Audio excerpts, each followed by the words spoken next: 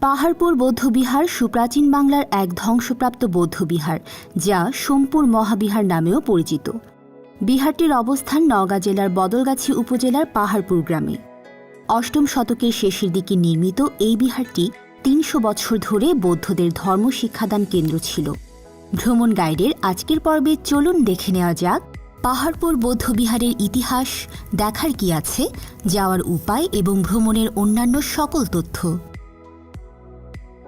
পুণ্ড্রবর্ধনের রাজধানী পুণ্ড্রনগর, যা বর্তমানে মহাস্থানগড়, এবং অপর শহর কটিবর্ষ, যা বর্তমান বানগড়। এর মাঝামাঝি স্থানে অবস্থিত ছিল সোমপুর মহাবিহার। অষ্টম শতকের শেষের দিকে পালবংশের দ্বিতীয় রাজা শ্রী ধর্মপালদেব বৌদ্ধবিহারটি তৈরি করেন। শুধু উপমহাদেশ নয়, চীন, তিব্বত, মায়ানমার সহ অনেক দেশের বৌদ্ধরা এখানে ধর্মচর্চা ও ধর্মজ্ঞান অর্জন করতে আসতেন। দশম শতকে বিহারের আচার্য ছিলেন অতীশ দীপঙ্কর শ্রীজ্ঞান। অনেক পণ্ডিত মনে করেন এটি পৃথিবীর বৃহত্তম বৌদ্ধবিহার। বিহারটি আকস্মিক ধ্বংস হয়ে যাওয়ার কোনো খোঁজ পাওয়া যায়নি। ধারণা করা হয় বৌদ্ধ মতাবলম্বী শাসনের অবসান, হিন্দু প্রধান সেন বংশের উত্থান এবং বাংলায় মুসলিম বিজয়ের পর ধীরে ধীরে বিহারটি লোকশূন্য হয়ে যায়।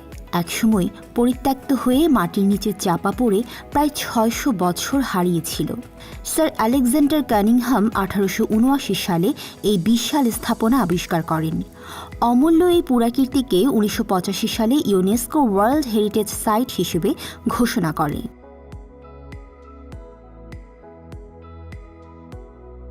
চতুর্ভুজ আকারের এই বিহারটি প্রায় ২৭ একর জায়গা জুড়ে বিস্তৃত। বিহারের উত্তর দক্ষিণ দিকে ২৭৩.৭ মিটার এবং পূর্ব পশ্চিমে ২৭৪.১৫ মিটার পর্যন্ত বিস্তৃত। বিহারের ঠিক মাঝে প্রায় ২১ মিটার উঁচু কেন্দ্রীয় মন্দির রয়েছে। ধারণা করা হয় একসময় মন্দিরের উচ্চতা আরও বেশি ছিল। মাঝখানের এই মন্দিরটিকে মূলত দূর থেকে পাহাড়ের মতো দেখায়। স্থানীয় লোকজনের কাছে এটি গোপালচিতার পাহাড় পরিচিত ছিল। সেই থেকে এর নাম হয়েছে পাহাড়পুর।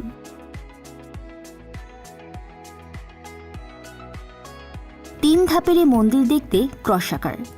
প্রতিটি ক্রস বাহুর দৈর্ঘ্য ১০৮.৩ মিটার ও প্রস্থ ৯৫.৪৫ মিটার। বাহুর মধ্যবর্তী স্থানে আরও কয়েকটি অতিরিক্ত দেওয়াল কৌণিকভাবে যুক্ত রয়েছে। মন্দিরটির কেন্দ্রে দরজা জানালাবিহীন একটি ফাঁকা চতুষ্কোণাকার প্রকোষ্ঠ আছে। এটিকে কেন্দ্র করেই সুবিশাল এই মন্দিরের কাঠামো নির্মিত।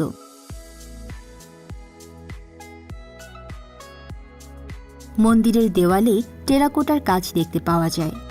বিভিন্ন রকমের মূর্তির আদলে টেরাকোটাগুলো তৈরি করা হয়েছে। বুদ্ধ ও হিন্দুদের দেবী মূর্তি, নানা ধরনের জীবজন্তু এবং পোড়ামাটির বেশ কিছু ফলক রয়েছে দেওয়াল জুড়ে।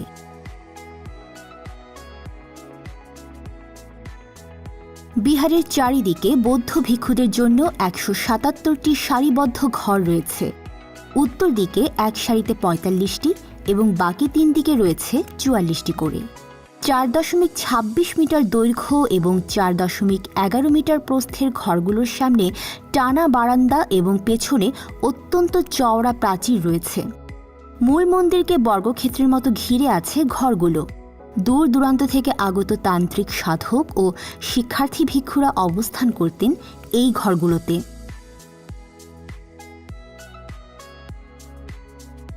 বিহারের মধ্যবর্তী উন্মুক্ত স্থানে আরও কিছু ইমারতের ধ্বংসাবশেষ পাওয়া যায়। বৈশিষ্ট্য শনাক্ত করা সম্ভব হয়েছে এমন স্থাপনার মধ্যে আছে ভোজনশালা ও রন্ধনশালা, কিছু নিবেদন স্তূপ, প্রশাসনিক ভবন, কূপ, কেন্দ্রীয় মন্দিরের প্রতিকৃতি ইত্যাদি।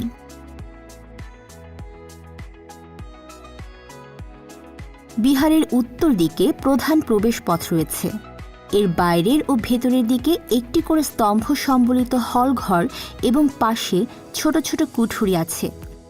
প্রবেশপথের সামনে ১৯৮৪ সাল পর্যন্ত একটি পুকুর ছিল। পরবর্তীকালে পুকুরটি ভরাট করে দেওয়া হয়।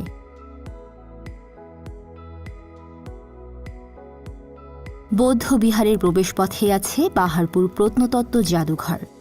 বিহার থেকে পাওয়া অনেক মূর্তি, শিলালিপি এই জাদুঘরে সংরক্ষিত আছে।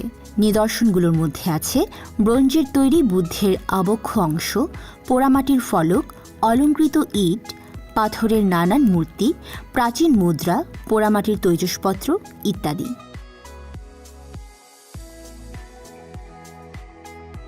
প্রবেশমুখ থেকে মূল মন্দিরে যাওয়ার পথটুকু খুব সুন্দর করে সাজানো। পথের দুই পাশে দেশি ফুলের বাগান আপনাকে মোহিত করবে।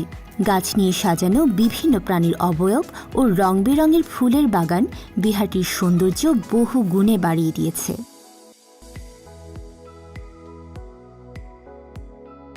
পুরো বিহার ভালো করে ঘুরতে 2 ঘন্টার মতো সময় লাগবে। প্রায় 1200 বছর আগের তৈরি বিহারের এই ধ্বংসাবশেষ আপনাকে নিয়ে যাবে এক সুদূর অতীতে। প্রতিটি জিনিস বারবার মনে করিয়ে দিবে মাটি চাপা পড়া এক সভ্যতার কথা।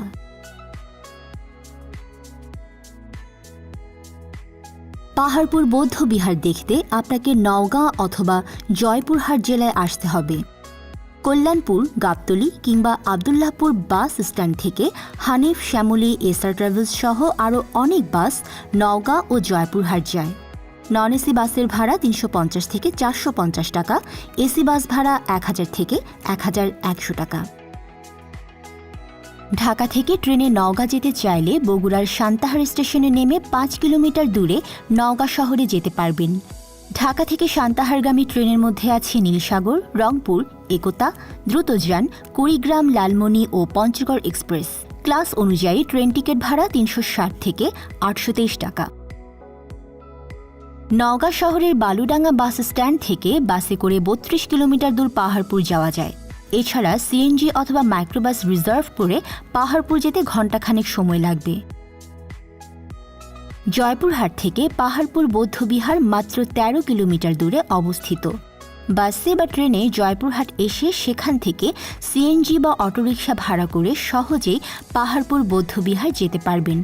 আর ট্রেনে গেলে জয়পুরহাটের আগেই জামালগঞ্জ রেলওয়ে স্টেশনে নেমে ভ্যান বা অটোরিকশা দিয়ে 5 কিলোমিটার দূরে অবস্থিত পাহাড়পুর বৌদ্ধবিহার যেতে পারবেন।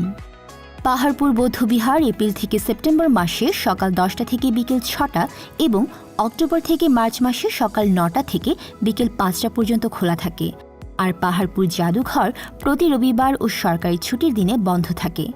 বিহারে প্রবেশ টিকিট মূল্য জনপ্রতি 20 টাকা ও শিক্ষার্থীদের জন্য 5 টাকা। মিউজিয়ামে প্রবেশ টিকিট মূল্য জনপ্রতি 20 টাকা এবং শিক্ষার্থীদের জন্য 5 টাকা। পাহাড়পুর একদিনেই ঘুরে দেখা যায়। যদি রাতে থাকার প্রয়োজন হয় তাহলে নওগাঁ অথবা জয়পুরহাট সদরে থাকতে হবে।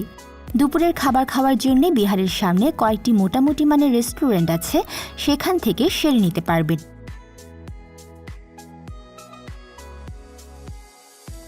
নওগাঁর আবাসিক হোটেলগুলোর মধ্যে উল্লেখযোগ্য হল মল্লিকা ইন, হোটেল যমুনা, নীলসাগর ও অবকাশ। জয়পুরহাট সদরে ভালো হোটেলের মধ্যে আছে জাহান আরা ইন্টারন্যাশনাল, বৈশাখী ও প্রমি ইন্টারন্যাশনাল। থাকতে খরচ হবে হোটেলের ক্লাস অনুযায়ী 500 থেকে 4000 টাকা পর্যন্ত।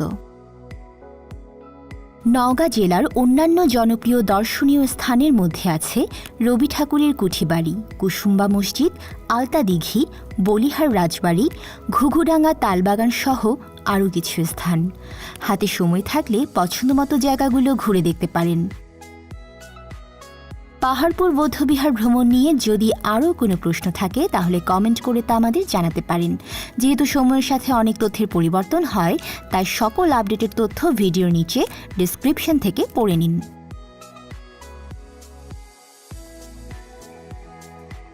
ভিডিওটি ভালো লেগে থাকলে লাইক দিয়ে শেয়ার করুন বন্ধুদের সাথে, আর আমাদের ভ্রমণ গাইড চ্যানেলটি সাবস্ক্রাইব করা না থাকলে ঝটপট করে ফেলুন।